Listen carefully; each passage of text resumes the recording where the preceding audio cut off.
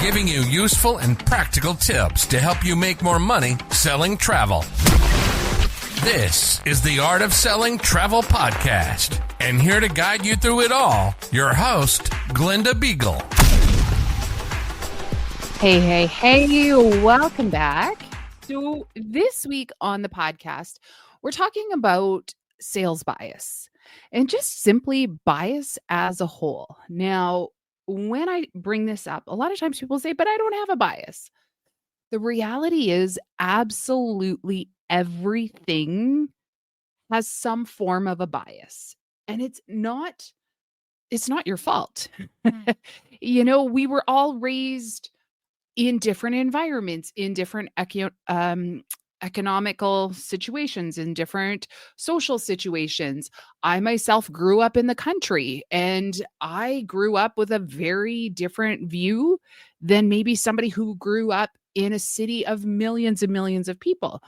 And it affects absolutely everything. You'll see it when maybe a new restaurant opens in town and people will be like, oh my goodness, I have to check this out. While other people will be like, why? It's just stuffy. Or, oh my goodness, another pizza place. Like, do you actually eat pizza? That becomes our bias in so many different ways. A friend of mine, actually, she is a psychology major. And she was telling me one of the first things that she learned in psychology class was that we all have a bias. And so we need to learn how to recognize it. And, when you are talking to people, you can see the ones that don't recognize that they have a bias. We all have an opinion or a thought or a belief. It doesn't make us right, and it definitely doesn't make us wrong.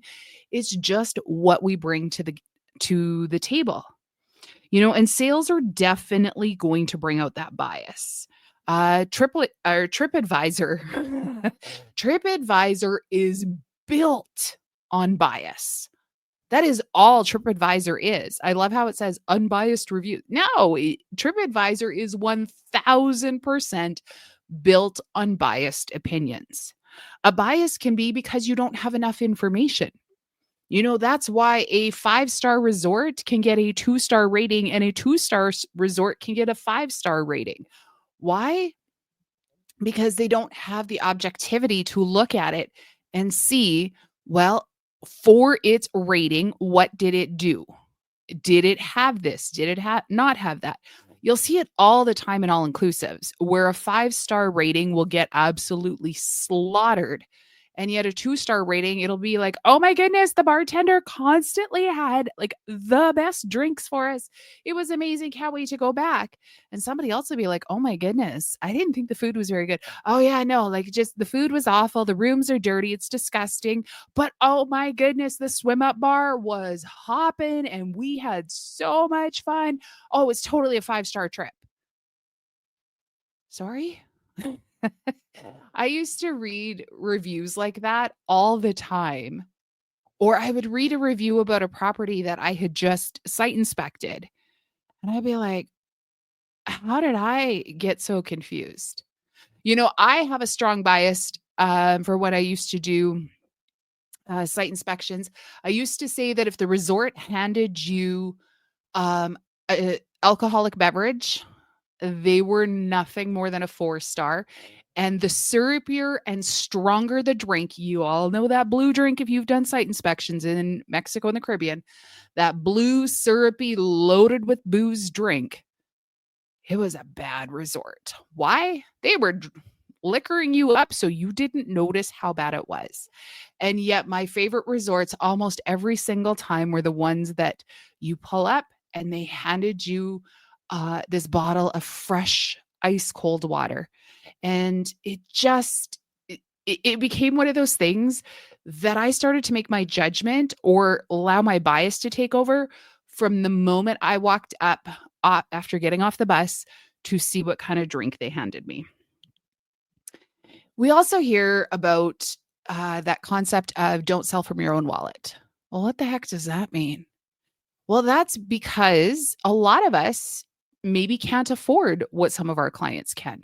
Maybe some of us would choose not to do that. All you got to do is spend time at a travel advisor conference where it's not niche specific, but just advisors as a whole. And you will hear advisors, or just in the Facebook groups, like my Facebook group, building a travel business. I'll link it up in the show notes. You can come hang out with us there. But you will hear where travel advisors will talk. This one loves to sell cruises. And this one's like, oh my heavens, how can you do that? And then that one will say, oh my heavens, I love to backpack and mountain climb, to which others will be like, how can you do that? And it's all these different varieties, all these different sorts of things. And so again, it's that whole don't sell from your wallet, don't sell from your perspective, don't sell from how you want to do it. Because spoiler, you're not actually the one buying these trips. It really has nothing to do with you as to whether or not your clients are going to enjoy this. Bias is rooted in your belief system. Do you believe that it's appropriate for your clients to be spending thousands of dollars on a vacation? You might be listening to me right now and thinking, I could care less. Like, if they want to spend thousands, I want to cash that commission check. But I also want to say, you've got to really and truly get crystal clear on what it means if somebody comes to you and slaps down $25,000 for a week in Mexico to sit on a beach and get totally wasted. Sometimes that can trigger why would you do that? Like, why? And I see it in the Facebook groups, clients or advisors that will say something. It can so often trigger something in travel advisors. And in fact, something that happens far more often than anybody wants to talk about is that sometimes it can trigger resentment and anger or even jealousy. I have seen travel advisors, they won't admit it, but I've seen it, I've heard it, I've coached them, where they are so insanely resentful or jealous of their clients being able to, in their words, throw away good money on bad vacations. But see, who's to say that's a bad vacation? Because it is very possible that that is what your client wanted. It's also possible your client absolutely is willing to spend that kind of money.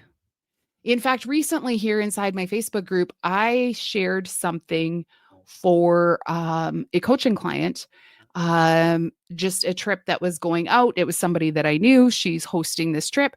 So I just put it in there. I'm like, you know what? You all contact her if that's what you want to do. And the comment that got put on there is, wow, that's way too much. And I thought, says who? Says who?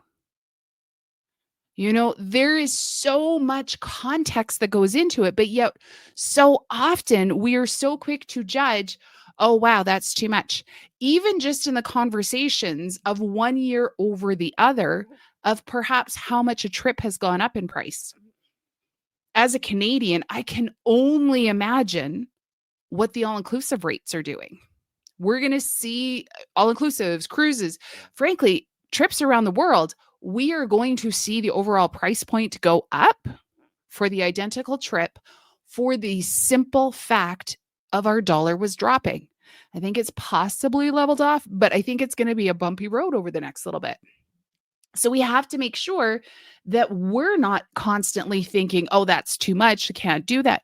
Instead, we have to reframe the conversations. When travel advisors join our Facebook group, we always ask, in order to get in, you've got to answer a couple of questions. I really just need you to answer at least one so that I know you're not a computer bot. But my favorite question on there is, what is the biggest obstacle in your travel business right now? One, it helps me to know what kind of content to put on the podcast, but also two, for our monthly Facebook Live that I do. And price inevitably comes up time and time and time again. It's kind of that, what do they say? A tale as old as time. There will always be pricing issues because what we need to do is get better at positioning that.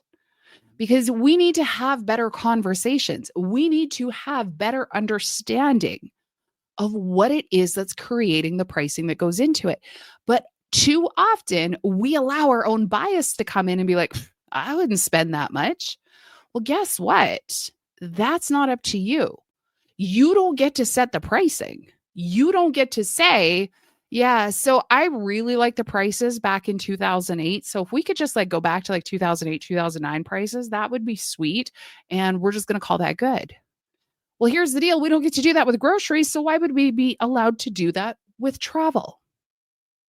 We can't have fear of prices. We can't have our own bias of, well, I would never spend that much coming into the conversation. Because otherwise, we're inserting our own beliefs, our own objections, our own struggles and biases into the conversation. And perhaps, just maybe, your client never actually had one of those objections. But instead, when you bring your bias into the sales process, you start inserting them. I actually find this to be a really, really common situation that takes place over and over and over and over again with the same advisors. I will work with a travel advisor, in group coaching or in one-to-one coaching, and they'll say to me, well, so-and-so can sell all the time. Like, what am I doing differently? So particularly in the one-to-one coaching sessions, we go into, what does it look like? Tell me how you would say this. Let's walk through it. And it is amazing how often their bias is coming out in their language, is coming out in how it is that they're saying it. See, the words that we say, the way we say it, the tone with which we say it, and the context that we add to it or subtract from it completely shifts the way a conversation goes. If you don't believe that people should be allowed, and yes, I am using the word allowed, to spend, you're not going to attract those clients. Or if you do, it is not going to be a positive experience. I know it sounds crazy. You might be on the other side of this thinking, how can people say that? But I promise you it happens. And it's not a conscious decision in which it is that it happens. But it comes from that scarcity concept. It comes from that, well, if I can't, then why can you? It comes from the keeping up with the Joneses.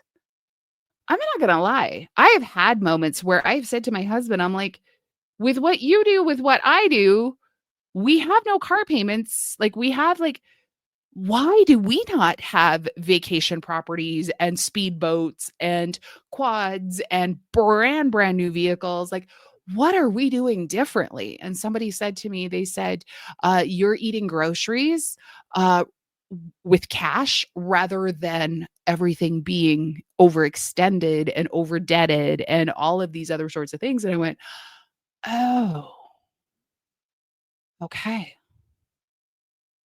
It still does. You still have those moments where you're like, but if they can, why can't I? We all have that in some aspect of our life. Maybe it's about time. How do they have time to do that? How do they have money to do that? How do they have freedom to do that? How do they have whatever it is? If we don't recognize those moments get to consume us because we're judging ourselves against something that perhaps doesn't even exist. I was listening to a podcast several months ago, and they were talking about the keeping up with the Joneses effect and how that was a thing. And like they said, you used to just see the Joneses drive by once in a while, but they were in the neighborhood, so you heard them fighting. And you knew things were not as rosy as they made it look. But with social media, we're all seeing the glossy, the glossy pages of the magazine. We're not seeing all the blood, sweat, and tears that are going into the editing and the photoshopping and the this, that, the other. People are giving us their Insta-worthy lives. And instead, behind the scenes, it's a freaking mess. And yet, we're wondering what's going on by looking at those glossy pages, at those Insta-worthy. When we have a belief or a bias, we look for the proof that we're right. See, if you don't think that somebody should spend that kind of money, you're going to look for all the reasons they shouldn't spend that kind of money. Another one is that belief of, but see, nobody in my area pays fees. You can believe that, and you can look around, and I'm sure you can find some data to back it up. But I am going to promise you, somebody from your area is working with a travel professional, perhaps out of your area, because they couldn't find one that they thought was professional enough in their area, and they're paying fees. See, when we do things like charge fees, it's not what we're taking away from a client, but instead the confidence that we're instilling within the client to say, oh, I am working with a professional. The belief might be no one in my area would book upgraded suites. Are you serious? Nobody in my area would book a penthouse. Are you kidding me? Nobody in my area would book the concierge class suites on a ship. Nobody in my area would book the butler suite on a river cruise. Nobody in my area will ever book a luxury safari. Everyone in my area is only looking for the cheapest deal. Again, when you believe this, you will find the data to back it up. So I challenge you to pick a new belief and then find the data to back it up. See, what we believe is possible, what we believe to be true, what we believe is only a story. And then our subconscious will find the data to back it up. So my challenge for you, pick what you want to believe. You can believe that I don't have time to post organically. I promise you, the amount of time you spend thinking about that, you got time to post it. You could believe no one will book with me unless I give them gifts as or part of my commission, because they're going to get things from that Schmosco place. That Schmosco place that's going to give them gift cards for coming back. You could believe that no one wants to do a consultation. I'll lose inquiries if I make them do a consultation. Or you could choose to believe, I'm not going to get ghosted. I'm not going to waste my time on tire kickers who were never actually serious. I'm not going to have to waste my time on people who are just going to pick my brain, steal my itineraries, and then book it themselves after I do all the work if I just give them the pricing. Choose your belief. It's the only way to overcome your bias. First off, you have to recognize, what are your biases? What are your beliefs? Every time you catch yourself thinking something, I want you to recognize it. How will you choose a new belief? Are you going to choose to believe that nobody in your area will pay a fee? Or are you going to choose to believe the best clients will find you because they will recognize that you are the professional? You can never change what you don't recognize. I myself have a confession to make. With the business coaches that I am working with this year in a higher level than I've ever worked with before, the head of this company put out a challenge earlier this week. It was a procrastination challenge. What have you been procrastinating on for the longest time that you were just going to say, screw it and get it done today? Well, I had a project that I had been procrastinating for far longer than I will ever care to imagine. or ever care to admit. And so I decided I was going to get it done that day. But then in my calendar, I also had an appointment scheduled to attend one of the coaching calls. And I realized about 3 minutes into that call, I was using it as a way to procrastinate doing the stuff I've needed to do. I realized that my calendar is full of procrastinations, but yet I believe that these are all the things that are going to help me grow my business. I believe these are all the things that I must do. I believe that people are relying on me in my volunteer organizations, that I have to do all of those things. I believe it all. And then I realized I was using all of those things to procrastinate doing the dang work. So at 3 minutes into that call, I hopped off the Zoom. At some point, I'll go back and listen to the recording because it's in our portal. And in full disclosure, there was, I just wasn't resonating with it right out of the gate. And so I know it's not for me on that day. But normally I probably would have made myself stay because it had simply been on the calendar. And then I wouldn't have got it done. So instead, in all of the nooks and crannies of that day, working around the things that were non-negotiables, recognizing the things that were just procrastination tools, I got done this project I had been putting off for the longest time. Now, the irony is when I told my son, he laughed and he said, "Of course you did. I won the procrastination challenge."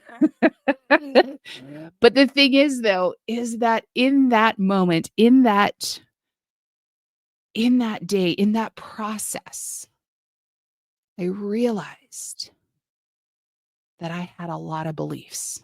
I had a belief that slide decks give me hives, that I despise doing slide decks. I'm still not the biggest fan. Like, let's be honest, slide decks are still not my favorite thing to do. However, I've just built out a new template using our new branding, using our new everything. And now I have one that I can use on repeat. I learned that day that by just mapping it out and doing the dang work, I could get it done. It didn't have to take months and months and months. I could get it all done. See, I had all of these biases, all of these beliefs of what some of this stuff meant. And I'm here to tell you it was a bunch of garbage. We can have a backstory to all of it, but it's just a load of BS. Instead, I want you to choose what your belief system is going to be. Are you going to believe that anybody can have anything that they want, and therefore you will love to plan it for them without judgment, without question, without resentment and jealousy? I get it. It is so fun to book things. And there can be that moment of, oh my goodness, I would so love to do this trip. You guys are so lucky. But that's cheering them on and that's encouraging them. What I'm talking about is when you get that feeling in your stomach and you're like, oh, I just don't even want to. Like, it's just not fair. That's when it's holding you back. And then I also want you to recognize those quiet, slow moments when you're like, why would anybody spend that kind of money? I want you to recognize that feeling. Why would anybody spend that on Mexico? Why would anybody spend that on a trip to Thailand? Why would anybody spend that on airfare? Why would anybody spend that on whatever it is? The moment that thought comes into your head, I want you to recognize it. I want you to go, oh yeah, that's a bias. Because we all have them. And we have them on such a frequent level that we don't even notice them anymore. When we don't recognize that we have a sales bias, we're not going to be able to grow our sales. When we have a bias towards what it is our clients are booking, when we have a bias towards what it is our clients are spending, when we have a bias towards what things cost, what the prices are, if we have that bias, if you have that bias, then how are your clients ever going to be able to do it? How are your clients ever going to be able to sell you on what they want to get you past the bias that you're trying to insert into a conversation that they never had? Because ultimately, that's what it's coming down to.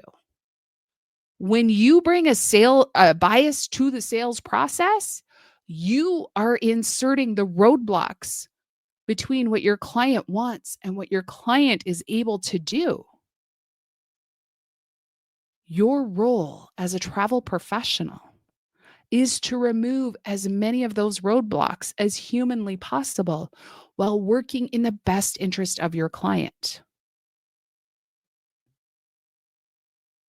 Making sure that what you are choosing for your client, making sure that what you are putting in front of your client is always in the best interest of your client and not just what you believe they should or should not spend.